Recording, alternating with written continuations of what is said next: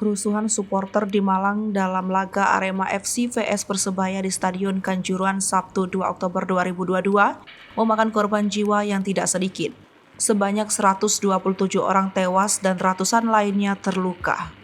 Peristiwa itu dipicu oleh tembakan gas air mata yang dilakukan aparat kepolisian untuk menghalau ribuan supporter berangsek ke dalam lapangan setelah laga usai. Peristiwa itu berawal saat laga Arema vs Persebaya berakhir dengan skor 2-3. Kekalahan skuad Singoedan di kandang mereka diduga memantik emosi supporter Arema. Setelah laga selesai, para pemain berlari menuju ruang ganti setelah wasit meniup peluit panjang. Para supporter kemudian berlarian memasuki lapangan. Sementara para pemain Arema dan Persebaya tak sempat saling bersalaman sebagai bentuk penghormatan setelah pertandingan.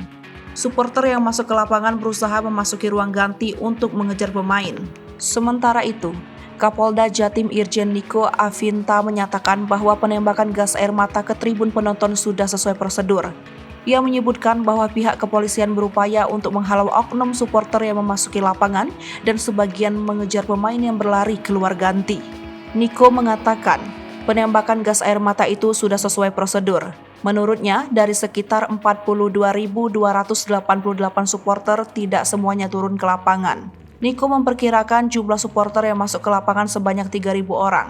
Kapolda menyayangkan supporter yang merengsek ke dalam lapangan hingga petugas terpaksa menembakkan gas air mata hingga memicu kerusuhan.